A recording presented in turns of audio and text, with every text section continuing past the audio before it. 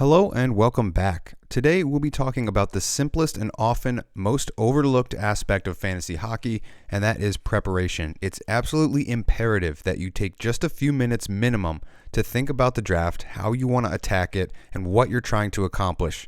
These are just a few tips on how you can organize and set up your workspace and mental space to help you craft a better team during the draft.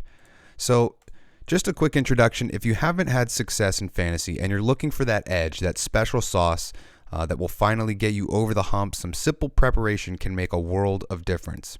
So first things first, you do need a draft strategy to build your team. And if you don't have one, I have one for you. It's linked in the description below, and it has its own playlist on my channel. It's basically 4 simple rules that can help you make better decisions during your draft and plan your team accordingly.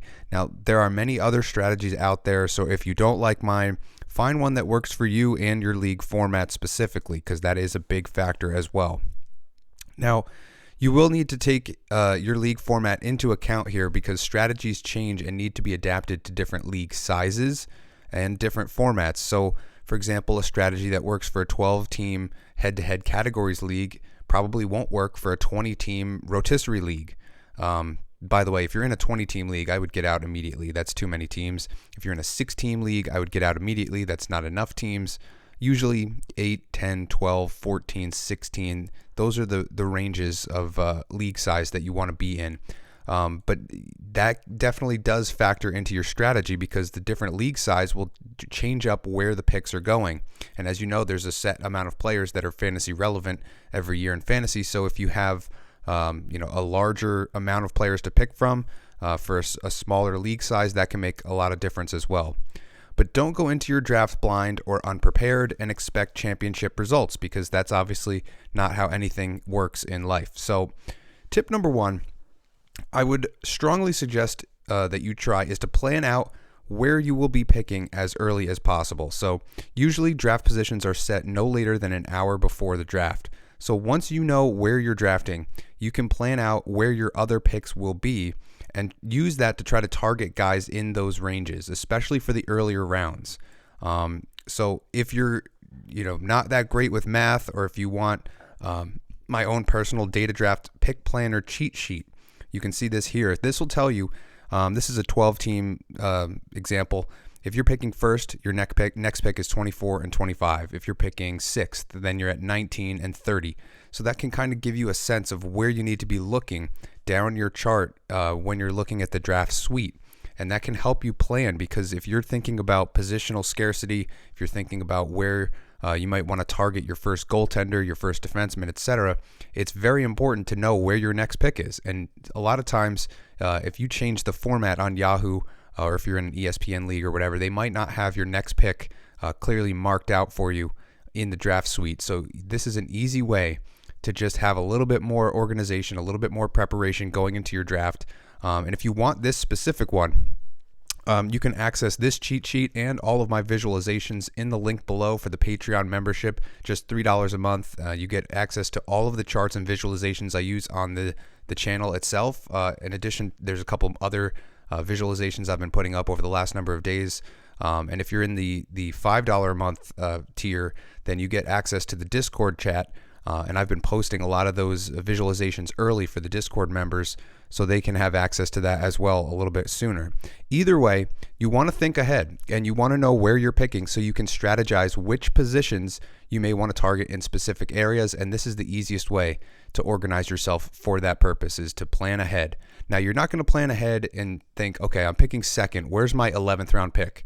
Because this doesn't really matter. What matters is the first 6 picks or so. And let's discuss why. So, piggybacking off that previous tip, you do want a plan in place for the first 6 rounds or so.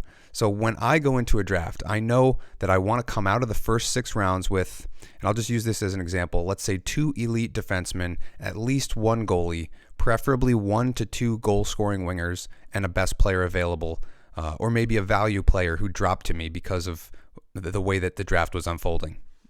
But that sets me up for success, knowing that I have positional targets and I'm trying to execute a plan as opposed to just looking at a bunch of names and numbers on a screen thinking, oh, I like this guy, or oh, he's going to have a good year. That usually doesn't work very well. So one thing that I try to illustrate this by is I like to think of my fantasy team as an engine, and each player is part of that engine.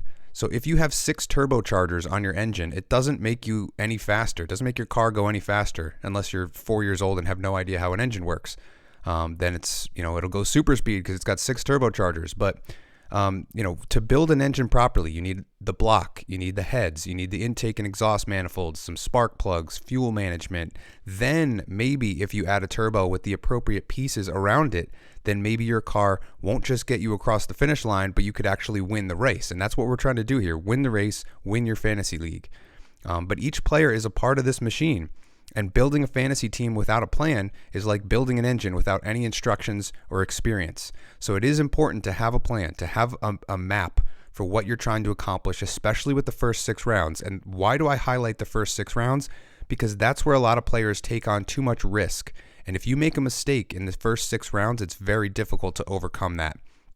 If you make a mistake, if you're adding risk to your team later than the top 6 rounds, then the odds that player or an equivalent level player will be available on the waiver wire are higher.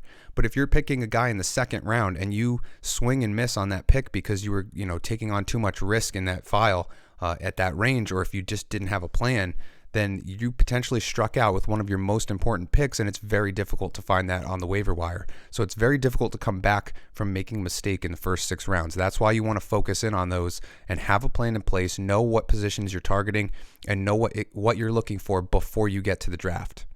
Now, once you have your plan in place for what you want to accomplish, early on in the draft, try to keep your choices to a minimum. One thing I've noticed, especially doing fantasy football, is mainly there's a huge tendency to overthink things and get lost in the weeds, thinking things like, well, this wide receiver only got 12% of the targets last week, but this week he's playing this defense, which gave up 41.2% more yards, blah, blah, blah. It doesn't matter. You have to try not to overstimulate yourself or overthink, because that can pull you off course and keep you from achieving what you're trying to do with your plan. Your plan is more important than trying to overthink a lot of these things. So for me personally, I only like to fill my queue with about 2 to 3 guys at a time. That way I have a couple of people to decide between in case one or two of them gets taken. I have a contingency, but I don't have so many players in the queue that I get panicked and, I'm choosing between 7 guys and the clock's ticking down and now I don't know which guy to pick and I just, this guy, okay. That can get you into a lot of trouble if you're in your draft, especially most drafts have a timer, usually a minute and a half, maybe a little bit less for mock drafts. Sometimes there's, I've been learning about some slow leagues where it's basically a slow draft. You get an ample amount of time to make your picks, and it lasts several days. That's a little bit different. We're not going to necessarily cover that here, but for normal drafts, you have that clock ticking down, and it's very easy to get overstimulated, to have too many guys in your queue, and then to lose track of the plan. So what I like to do, only have 2 or 3 guys. And if you've already planned out where you're picking and you have a strategy in place for the first 6 rounds, you shouldn't need 10 guys in your queue to pick from, because you're targeting a specific position.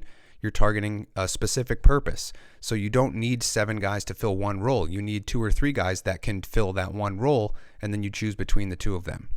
Now, when you're deciding between those 2 or 3 players, and there's only a minute and a half on the clock, maybe you have a few minutes in between picks if you're at the front or the back of the snake. That's where you can use data to make the determination. So most fantasy players are drafting off the 22-23 Yahoo projections or the 21-22 stats that are available in the draft room. And that's helpful to give you a quick glance. But if you want that edge, what you're going to want to do is to have some data on hand just to be able to differentiate between 2 players that are very similar. Now, obviously, you don't have to use the data tools that I provide, but if you want graphs like this one you're seeing on your screen, this one shows hits targets sorted by point per game volume. So it allows you to see who you want to target for hits, specifically at the top end of the draft, because it's sorted by point per game average. So there's a number of graphs that I have like this that you can find for just $3 in the Patreon link in the description below, as I mentioned before.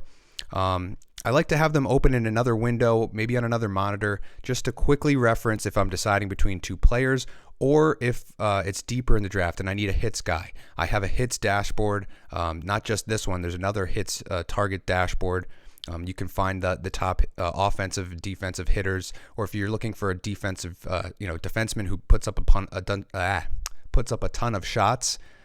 There's a dashboard for that as well. Point per game averages, shot per game averages, etc. You can find all of that in the Patreon link in the description below. And then if you're in a big money league and you would prefer to leave the data to the nerds, you can have me join you via live chat, video conference, screen share for your draft. And I'll help look things up for you so you can focus on your draft and your strategy. So for a flat rate of $30, you'll get me and my data tools at your disposal, either for a mock practice session to plan for your draft or for your live draft itself, if that's what you prefer to do. So it's just another option if you want to win and you don't have the time to dig into the data yourself. That is available to you. It's not for everybody, but I've had a couple of people ask me about it, so I do want to open up that option to all of you watching this video. But if you don't want my data, that's perfectly fine. But it is important to have something there, some sort of fact-based tool to give you a quick differentiating factor between two players that are very similar. That will help you navigate the chaos of the goalie and defense runs, which typically, that kind of amps things up. The speed and the pace of the draft pick up when guys start, goalies start flying off the board and Ds start flying off the board. So just a quick little thing that you can do, have data on hand to choose between those 2 or 3 players in your queue to make the best possible decision for your team. Now, one thing that can help you improve your fantasy team is doing a few mock drafts before you draft. Now, if you only have an hour before your draft and you know where you're picking, you can try to get a quick mock draft in the exact spot that you're picking from, and that'll give you a little bit of a pre-scout as to what might happen in your draft. But you're not going to have a ton of time to go deep. That might only help you for the first few rounds. If you can do some mock drafts in 3 or so different draft positions, so maybe the first 2 or 3 picks, you do a mock draft in that range. Maybe you do a mock draft in the middle range, the 4 to 7, 4 to 8 range. Or maybe you do another one towards the back end of the first round of a 12-team draft or whatever. As long as you know your league size, you try to plug that in, do a mock with that exact league size, and then try a couple different positions just to give you an idea of what you can target and where you can target players for specific needs. Now, if you don't have time to do any of this, you can usually find a mock draft from your exact draft position already done by a YouTuber like myself. There's a couple others that I would, recommend: Fantasy Puck, Cherry Pickin', Fantasy Tipped. There's a couple of guys out there that do a pretty good job, and they almost always have a draft, drafting from position number 3, drafting from position number 5. So if you're short on time, obviously I'd like you to check mine out because mine have more strategy in them than most mock drafts, but there are several other intelligent options out there, and they've already done a lot of the work for you. So all you have to do is just keep that on in the background during your draft, and you'll have a little bit of a better idea how to, get some ideas for your position and your strategy plan. Now, this is a bonus tip. So I gave you 5 tips already. This is just a small little bonus tip, and it'll be something that I'll be looking at very soon. So stay tuned for that, as that video should be coming out soon. I've been getting a couple of requests for it, but it's just a little bit lower on the priority level. But what you can do is you can check your league settings and see when the playoffs will be going on, what weeks specifically. And then you can check the league schedule for those weeks and try to pick players who are playing 3 or 4 games during those weeks, as opposed to a player who's only playing 1 to 3 times during that week. It's a marginal difference. There's also plenty of time to make adjustments in season, but let's say you're choosing between 2 players in the first or second round, and they're almost identical in every category, but player A plays 4 times in 2 of the 3 playoff weeks, while player B only plays 2 times in those weeks. Then obviously going with player A, especially in the earlier rounds, would be better. This doesn't really apply for later picks because they're more likely to be dropped or traded during the season, but the top guys you draft are usually kept for the entire season, and that's where this bonus tip could make a little bit of a difference. So as I mentioned earlier, I should be getting around to this analysis shortly. There's been a lot of comments and requests for different types of videos. I'm trying to accommodate as many of those as I can. Got a lot of requests for more tier rankings for different positions after the defenseman tier ranking video came out yesterday, but stay tuned for more important fantasy content ahead of your draft. And if you made it all the way to the end of this video, I want to thank you for sticking with it and watching all the way to the end. I wish you all good luck with your drafts in the next week or two. This is a crucial draft season time. So, I hope that you guys can all maximize your value and put together a great team on paper. And then hopefully you can navigate the season as well. And if you stick with this channel, we'll be giving you some updates, every week for your fantasy team. So thank you very much again, and I will see you in the next one.